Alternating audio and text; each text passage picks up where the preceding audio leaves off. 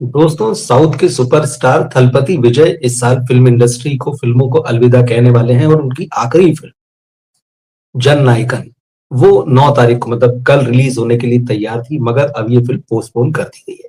पिछले कुछ दिनों से ये विवाद चल रहा है, लेकिन अभी कंफर्म हो गया है कि प्रोड्यूसर्स ने इस फिल्म को आगे बढ़ाने का फैसला किया। हालांकि दूसरी बार ऐसा हुआ है, क्योंकि ये फिल्म पहले पिछले साल 25 दिसंबर को रिलीज होनी थी, मगर क्योंकि मेकिंग में वक्त लग रहा था, तो उसको आगे बढ़ाया गया और अब लेकिन यहाँ पर जो मामला है सेंसर बोर्ड में आकर अटक गया है और सवाल ये उठ रहे हैं कि क्या ये जो फिल्म है थलपति विजय की जननायकन ये पॉलिटिकल वजहों से अटक गई है या इसकी कोई और कारण है। खबरें जिस तरह की आ रही हैं वो ये बता रही हैं कि ये पूरी तरह से मामला जो है कहीं ना कहीं सेंसर बोर्ड और पॉलिटिक्स के बीच का है। सेंसर बोर्ड कह रहा है कि भाई इस फिल्म के खिलाफ शिकायत हुई है, ये फिल्म स्क्रीनिंग के लिए गई थी सेंसर बोर्ड में और वहां जो सेंसर बोर्ड के मेंबर्स देखते हैं उनमें से एक मेंबर ने इस फिल्म के खिलाफ शिकायत की कि भाई इस फिल्म का जो पॉलिटिकल टोन है वो जो भी शिकायत की उसने की फिल्म के हिसाब से नहीं है या किसी को खास नुकसान पहुंचाता होगा या जो भी बात है डिस्टरबेंस क्रिएट करता होगा। मगर उसके बाद में मामला ये अदालत में चला गया है। क्या है पूरा मामला और क्यों ये फिल्म पोस्टपोन हुई और अब आगे क्या होगा इस पर हम बात करते हैं। खबरें ये बता रही है कि सीबीएफसी को फिल्म के प्रोड्यूसर सेवन सीजन एंटरटेनमेंट ने ये फिल्म सर्टिफिकेशन के लिए भेजी थी और उसकी जो एग्जामिनिंग कमेटी है उसके एक सदस्य ने फिल्म देखने के बाद इसके खिलाफ शिकायत की। जब ऐसा होता है सेंसर बोर्ड में कि कोई सदस्य शिकायत करे तो फिर से फिल्म को सर्टिफिकेशन के लिए रिवाइजिंग कमेटी के पास भेजा जाता है और ये काम जो सेंसर बोर्ड खुद ही करता है। अब इस फिल्म को दोबारा जांचेंगे, जब दोबारा जांचेंगे तो इसका मतलब है कि फिर समय लगेगा। अब जब ये चीज हुई कि इस फिल्म में समय लगेगा तो प्रोड्यूसर्स जो हैं उन्होंने मद्रास हाई कोर्ट में केस फाइल किया और मद्रास हाई कोर्ट में इसको लेकर कल सुनवाई हुई और खबर ये आई कि वहां भी फैसला जो है वो हो गया है, मगर उसको सुरक्षित रख लिया गया है, बाद में पढ़ा जाएगा। अब बाद में आज तो 8 तारीख हो गई, तो कल 9 तारीख है। खबरों में कहा जा रहा है कि भाई 9 को फैसला आएगा। जब 9 को फैसला आएगा, कोर्ट खुलेंगे, सुबह फैसला आएगा, तो ऐसे में एकदम से ये नहीं हो, अगर मान लीजिए फेवर में भी आ गया तो तत्काल सारी चीजें नहीं हो सकती। फिल्म की एडवांस बुकिंग हालांकि जब शुरू हुई थी तो तमिल में तो इसको जबरदस्त रेस्पॉन्स मिला। ये फिल्म हिंदी हिंदी में जन नेता नाम से रिलीज हो रही, तो हिंदी में तो इसका उतना क्रेज नहीं है जितना साउथ में और तमिल में है, क्योंकि ये थलपति विजय की आखिरी फिल्म है, तो उसको लेकर फैंस जो है बहुत इमोशनल हैं और जबरदस्त क्रेज बना हुआ है।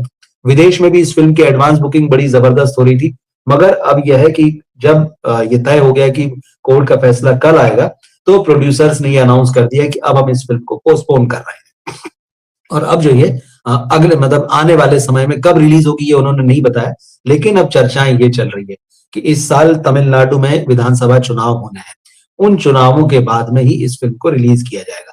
अब ये चुनाव राजनीति ये मामला यहाँ क्यों आ गया ये भी मैं आपको बताता हूँ। दरअसल 2 साल पहले थलपति विजय ने ये अनाउंस कर दिया था कि अब वो फिल्मों को अलविदा कहेंगे और इसके बाद में फुल टाइम जो है पॉलिटिक्स करेंगे। उन्होंने अपनी पॉलिटिकल पार्टी भी बना ली जिसका नाम है तमिलगा वेट्री कजगम, टीवी के। अब ये जो है तमिलनाडु, इसका हिंदी में मतलब होता है तमिलनाडु विजय मंच। अब पार्टी का नाम ऐसा है कि इसमें विजय का नाम भी आ रहा है।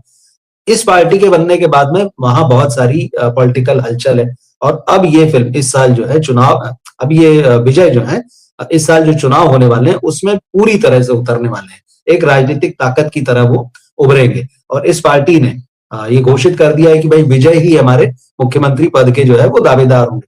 अब इसके बाद में तमिलनाडु में डीएमके और बीजेपी 2 बड़ी राजनीतिक ताकतें हैं, वहां पे ये साफ हो गया है कि उनको एक बड़ा जो है अपोनेंट उनके सामने आकर खड़ा हो गया है। तो अब ये कहा जा रहा है कि भाई ये पूरा राजनीतिक मामला बन गया है, क्योंकि जननायकन जो फिल्म है वो एक ऐसे पुलिस ऑफिसर की कहानी है जो करप्ट सिस्टम से लड़ता है और ये कोई नई बात नहीं है। देखिए, सच बात तो ये कि अगर इस तरह की कहानियों की बात करें तो जब से सिनेमा हमारे यहाँ पर है तब से इस तरह की फिल्में बन रही हैं कि भाई हीरो जो होता है वो या तो ईमानदार पुलिस वाला होता है या ईमानदार अफसर होता है और फिर वो करप्ट सिस्टम के खिलाफ लड़ता है। कुछ ऐसी बातें होती है जिससे उसकी फैमिली को डैमेज होता है या जो उसके जो आदर्श होते हैं उनको कहीं ठेस पहुंचती, तो ये लड़ाई शुरू होती है और उसके बाद में आप जानते हैं कि आखिरी में हीरो जीत जाता है। अब ऐसे समय में जबकि चुनाव आ ही चुके हैं, मतलब वो तो अनाउंस होंगे थोड़े दिनों में, लेकिन इसी साल चुनाव होने हैं और इस फिल्म से जो लास्ट इंप्रेशन रहेगा दर्शकों के ऊपर विजय की इमेज का, वो इस फिल्म का रहेगा। तो ये कहा जा रहा है कि इस पूरी फिल्म को जो है पॉलिटिकल ड्रामे में फंसा दिया गया है कि ये फिल्म रिलीज ना हो सके। तो ये तो चर्चाएं हैं, लेकिन ऑफिशियली तो कोई कुछ नहीं कहता। हाल के दिनों में आप ये देखेंगे कि पिछले कुछ सालों में, खास तौर पे अगर पिछले 8-10 सालों में, तो एक तरह की पॉलिटिकल सेंसरशिप जो है वो इंडिया में बढ़ी है। ये बात एकदम सच है और इसके डाटा भी अवेलेबल है। एक डाटा जो है 2025 में एक डाटा लीक हुआ था, आपको ये खबर याद होगी। तो सीबीएफसी के जो पुराने रिकॉर्ड्स हैं 2017 से लेकर 2025 तक, ये डेटा जो रिलीज हुआ था, इसमें 1 लाख से ज्यादा कट्स और जो मॉडिफिकेशंस हैं उनका डिटेल था। और इसमें ये नजर आया कि जो पॉलिटिकल और रिलीजियस मॉडिफिकेशंस जो है वो सबसे ज्यादा जो है।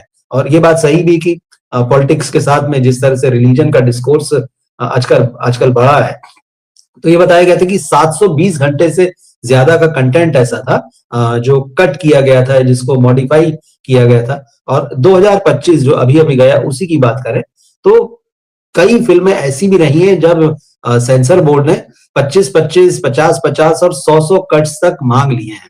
एक फिल्म अभी तक रिलीज नहीं हुई है, पंजाब 95, जिसका नाम है दिलजीत दोसांझ, जिसमें इसमें सेंसर बोर्ड ने 127 कट मांगे थे। ये जो पंजाब में आतंकवाद का जो दौर था, वहां के एक मानवाधिकार कार्यकर्ता जो थे, उनको लेकर ये फिल्म बनी है।